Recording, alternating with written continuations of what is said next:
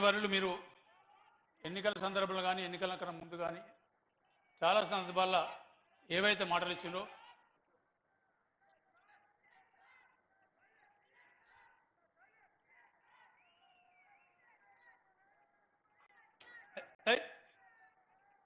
కూర్చోండి ఏదైతే మాట ఇచ్చిందో దాదాపు ఇప్పటివరకు అన్నిటికీ సహకరించి కరకట్టలు కానివ్వండి, సూపర్ స్పెషాలిటీ హాస్పిటల్ హైదరాబాద్ తర్వాత సూపర్ స్పెషాలిటీ హాస్పిటల్ ఇచ్చి ఈ మంత్రాల కీర్తి వెంచడం మీకు శిరస్సు మంచి నమస్కరిస్తున్నా.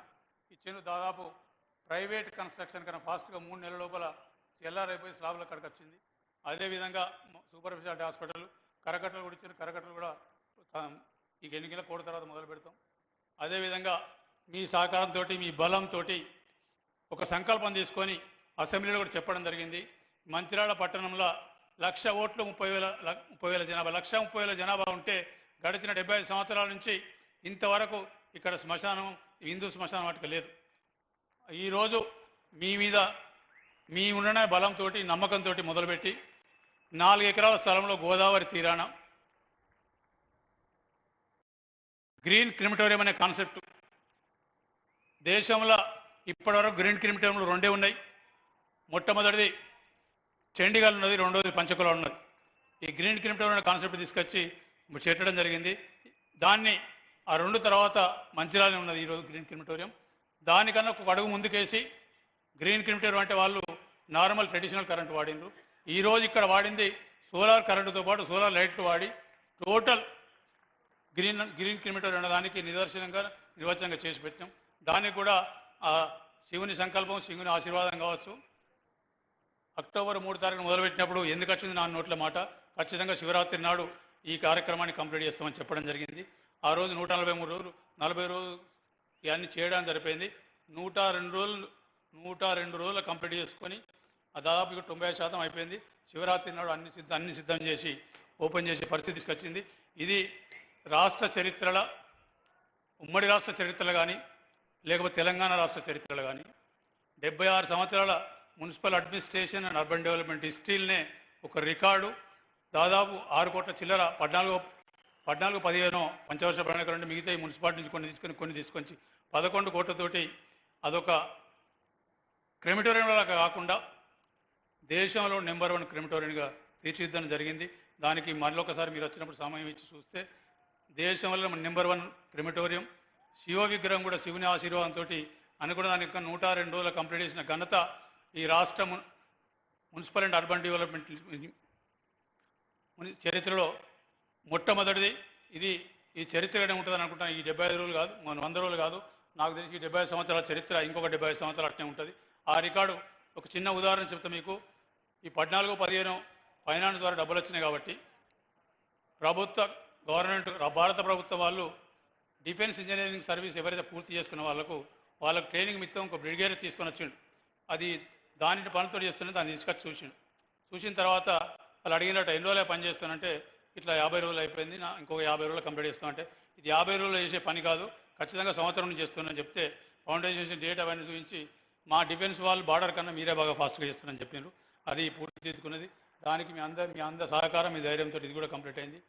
ఇది కాకుండా మీరు ఏదైతే స్ఫూర్తి తీసుకొని మిమ్మల్ని స్ఫూర్తి తీసుకొని పట్టణాభివృద్ధి కోసమని మాస్టర్ ప్లాన్ ఇంప్లిమెంటేషన్ కానివ్వండి, సరే దానికి హైడ్రా అన్న ఏదన్నా కూడా ఒకసారి కొన్ని కఠినమైన నిర్ణయాలు తీసుకున్నప్పుడు తప్పకుండా వ్యతిరేకత వస్తుంది.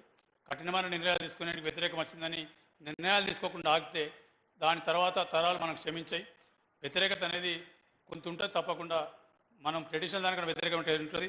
అక్కడ మీరు తీసుకున్నారు, మీరున్న ధైర్యంతో ఇక్కడ తీసుకున్నాం. మేము దాదాపు మార్కెట్లో 1000 షాపులు మాస్టర్ ప్లాన్ కింద మొత్తం తీసేసినంటే ఒక 2-3 మేము తీసేసిన, మిగతా అన్ని వాళ్ళందరూ సహకరించి తీసేసి ఇవాళ 60 ఫీట్ల రోడ్డు 60 ఫీట్లు చేసి పెట్టినాం. దానికి కూడా మీరు సహకరించి ఆశీర్వదిస్తే 78 కోట్లతోటి ఆ మాస్టర్ ప్లాన్ ఏదైతే ఇంప్లిమెంట్ చేసి ఆ రోడ్డును సుందరీకరణ కానివ్వండి, అండర్గ్రౌండ్ కేబుల్ కానీ అండర్గ్రౌండ్ డ్రైనేజ్ కానీ చేస్తే 78 కోట్లు అవుతాయి. ఈ వేదిక గారి అనౌన్స్ చేయాలని ముఖ్యమంత్రి గారిని కోరుతుంటూ, దాంతోపాటు ఇంకా చాలా ఉన్నాయి చెప్తే మళ్ళీ. కానీ ఇక రెండోది గూడెం సత్యనారాయణ స్వామి టెంపుల్ గురించి పెద్దపల్లి మాట్లాడినప్పుడు చెప్పడం జరిగింది. దాన్ని కూడా ఒక 12 కోట్లు ఇస్తే గుట్ట మీద ఉన్నది, గోదావరి ఒడ్డున ఉన్నది. తెలంగాణ సత్యనారాయణ వ్రతం తెలంగాణ అన్నవరం కన్నా పెద్దగా చేసి తెలంగాణ నుంచి ఒక్క మనిషి కూడా సత్యనారాయణ వ్రతానికి అన్నవరం పోకుండా తెలంగాణ గడ్డ మీద తీసుకొచ్చే బాధ్యత మేము తీసుకుంటాం. మాకు సహకరించండి. దాంతోపాటు పాత టెంపుల్ ఒక 70 సంవత్సరాల టెంపుల్ ఇక్కడ పట్టణంలో ఉన్నది, విశ్వనాథ ఆలయ టెంపుల్. ఆ టెంపుల్ కూడా సుందరిగా ఒక 3 కోట్ల రూపాయలు దానికి శాంక్షన్ చేయండి. దాన్ని కూడా శాంక్షన్ చేస్తారని ఆశిస్తూ, మిగతా లిఫ్ట్ల గురించి మాట్లాడిన లిఫ్ట్ కూడా శాంక్షన్ చేసిండ్రు, స్కూల్ ఇచ్చిండ్రు. మీది కాకుండా విద్యా వైద్యం మీద చాలా ఫోకస్ పెట్టిండ్రు. మీరు సహకరించి మీరు ఆశీర్వదిస్తే తప్పకుండా ఈ మంచిర్యాల జిల్లా హెడ్ క్వార్టర్ను హైదరాబాద్కు మారు పేరుగా మీరు 4th సిటీ ఎట్లా చేస్తుండ్రో కనీసం ఉత్తర తెలంగాణకు మాకు అవకాశం ఇచ్చి ఈ మంచిర్యాలకు ఇస్తే ఖచ్చితంగా మీతో పాటు నడిచేందుకు మేము సిద్ధంగా ఉన్నాం. మీతో పాటు చేసి అన్ని రకాల సౌకర్యాలు ఇచ్చి ఉత్తర తెలంగాణ ఖచ్చితంగా ఒక రకమైన అవకాశం రావాలి. ఆదిలాబాద్ జిల్లా ఇప్పటికీ అన్యాయం అయిపోయింది 75 సంవత్సరాల నుంచి, ఇక ఫర్దర్ అన్యాయం కాకుండా కావాలని ఈ మీ ఆశీర్వాదం కావాలని చెప్తూ, మీరు అందరూ అంటారు నేను ఇవాళ చెప్తున్నా కోపం అని మీదని చెప్పి మీరేం చెప్పినా కూడా కోపం ఉన్నోడికే ప్రేమ ఉంటుంది. కోపం ఉన్నోడే మోమాటం లేకుండా మాట్లాడతారు, బయటికి మాట్లాడతారు.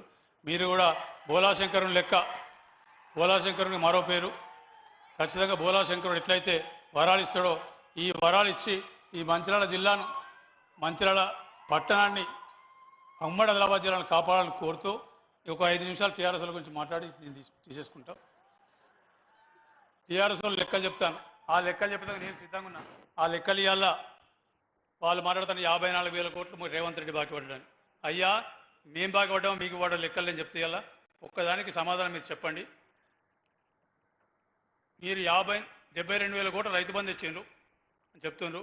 దాంట్లో 48,000 కోట్లు వ్యవసాయం చేసే పంటకు ఇచ్చిండ్రు, వ్యవసాయం చేసిన పంటకు ఇచ్చిండ్రు. అది వాస్తవం, దాని డిస్ప్యూట్ లేదు. 5,000 రూపాయలు మీరు రైతు బంధు ఇస్తే ఒక క్వింటాలకు తరుగు పేరు మీద, తాలు పేరు మీద 2 కిలోలను మొదలుపెట్టి 10 కిలోలు తీసుకున్నా అంటే క్వింటాలకు 10 కిలోలు అంటే ఒక క్వింటాలకు 204 రూపాయలు తీసుకుంటే ఒక క్వింటాలకు 10 కిలోలు పోతే 10% పోతే 25 క్వింటాలు అయితే 2.5 క్వింటాలు. 2.5 క్వింటాల్ అంటే మళ్ళీ మీరు 5,000 ఏమో అఫీషియల్ ప్రభుత్వం నుంచి ఇచ్చిండ్రు, 5,100 రూపాయలు టేబుల్ కిందకే తీసుకున్నారు. ఈ టేబుల్ కిందకే తీసుకున్న పైసలు మీ ఎమ్మెల్యేలు తిన్నారా, ముఖ్యమంత్రి తిన్నారా, అప్పుడు సివిల్ సప్లైస్ మంత్రి తిన్నాడా, లేకపోతే దళారులైన వ్యాపారులు తిన్నారా, రైస్ మిల్లు తిన్నారా? చెప్పండి. 48,000 కోట్లు మీరు ఎవరి కిందికి పోయినా, ఎవరి జేబులకు పోయినా చెప్పండి. దీనికి సమాధానం చెప్పండి. మీరు అడుగుతున్నాయాలి నేను.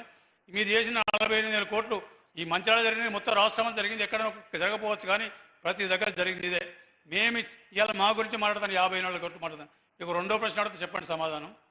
మీరు ఎన్నికల వాగ్దానంలో ఒకటే మాట చెప్పాను. 2014లో ఏం చెప్పిండ్రు? 1,00,000 రూపాయలు రుణమాఫీ చేస్తామని చెప్పారు. రుణమాఫీ ఎప్పుడు చేసిన మీరు? ఎన్నికల 2 ఏళ్ళు అయిపోయిన తర్వాత, ఎన్నికల దగ్గరకు వచ్చిన తర్వాత ప్రతి సంవత్సరానికి 25,000 లెక్క చేసి లాస్ట్కు 75,000 ఎలక్షన్ వరకు చేస్తే మీరు ఇచ్చిన 75,000ల్లో 62,000 నుంచి 67,000 రూపాయల వరకు వడ్డీ కింద జమ అయితే 7 నుంచి 13,000 రూపాయలు మాత్రమే అసలు కింద జమ అయింది. ఇక రెండోసారి మీరు ఇచ్చిన మళ్ళీ రెండోసారి ఏం చేసిండ్రో దానికి రిపీట్ చేసిన అవసరం లేదు. ఇది ఎవరు మీరు చేయలేదా? మీరు చెప్పలేదు, మీరు మోసం ముచ్చలేదా? ఇది కాకుండా ఇంకొక ప్రశ్న అడుగుతూ చెప్పండి. మీరు 2014లో చెప్పాను డబుల్ బెడ్రూమ్ ఇల్లు ఇస్తామని. అయ్యా ఎన్ని ఇచ్చిందయ్యా? మీ ముఖ్యమంత్రి చెప్పిండు, ఇక్కడ మీ అప్పటి ముఖ్యమంత్రి చెప్పిండు. మా ఎమ్మెల్యేలు ఇక్కడ మంచిర్యాల ఎమ్మెల్యే ఆదిలాబాద్ జిల్లా గురించి ఒక 3-4 చెప్పాను. ఈ జిల్లాలో చాలామంది డబుల్ బెడ్రూమ్ పైన 1,00,000 రూపాయలు వసూలు చేసుకున్నాడు. 1,00,000 రూపాయలు అయితే వసూలు చేసుకున్నాను, ఇల్లు అయితే రాలేదు. అట్లా రాష్ట్రం మొత్తం ఇల్లు రాలేదు. దీనికి జవాబు చెప్పండి. మీరు దీనికి ఎన్ని బాకీ పడ్డారు? మీరు చెప్పిన లెక్క ప్రకారం ఇల్లు ఇస్తే దాదాపు 30-40 లక్షలు ఇవ్వాలి.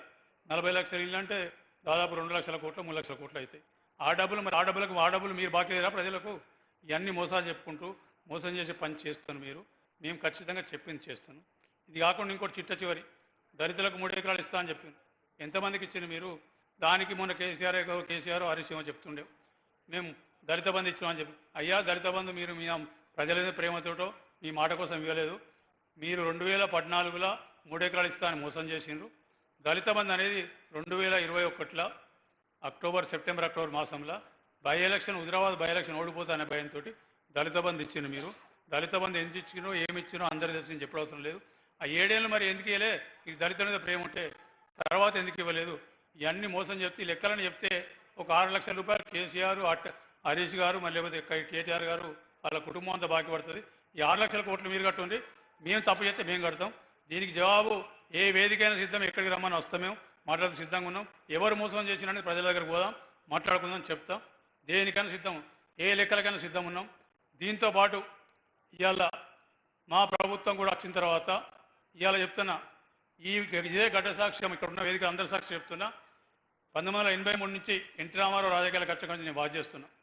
ఒక సంవత్సర కాలంలో టీడీపీ ప్రభుత్వం కానివ్వండి, కాంగ్రెస్ ప్రభుత్వం కానివ్వండి, టీఆర్ఎస్ ప్రభుత్వం కానీ ఇన్ని రకాల సంక్షేమ పథకాలు చేసిన ప్రభుత్వం ఇది తప్ప, రేవంత్ రెడ్డి గారి నాయకత్వంలోని కాంగ్రెస్ ప్రభుత్వం తప్ప ఏదన్నా ఉంటే ఈ రాష్ట్రంలో కాదు, ఈ మొత్తం దేశంలో చెప్పండి, మేము సిద్ధంగా ఉన్నాం. కాకపోతే మాకు మేనిఫెస్టోలో పెట్టినాం, గ్యారెంటీలు ఇచ్చినామని చెప్పి మాకు తొందరపాటుతోటి మేము తొందరగా చేయాలి, ప్రజలకు మాట ఇచ్చినాం, కట్టుబడున్నాం అని చెప్పి చేయడం వల్ల కొంత గ్రౌండ్ రియాలిటీ మీద కానీ ఇక్కడ కానీ అక్కడ కానీ తొందరగా చేస్తున్నాం కార్యక్రమాలు. మా తపన ఏంటంటే ప్రజలకు మాట ఇచ్చిన మేము చేస్తే మా మాట నాకు తక్కించుకున్నాను తొందరతో చేయడం జరిగింది. దానివల్ల అక్కడక్కడ చిన్న చిన్న ఎగ్జిక్యూషన్ మీద చిన్న చిన్న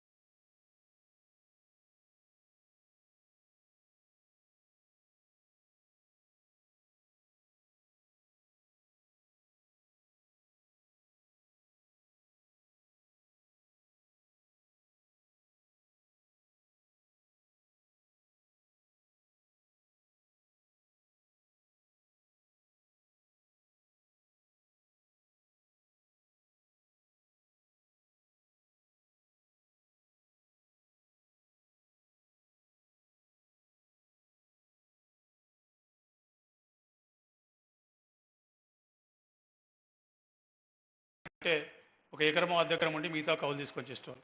37 మంది మాత్రం పట్టేదారు అవుతారు. ప్రభుత్వం వచ్చిన కాడి నుంచి దాదాపు 54 కోట్లు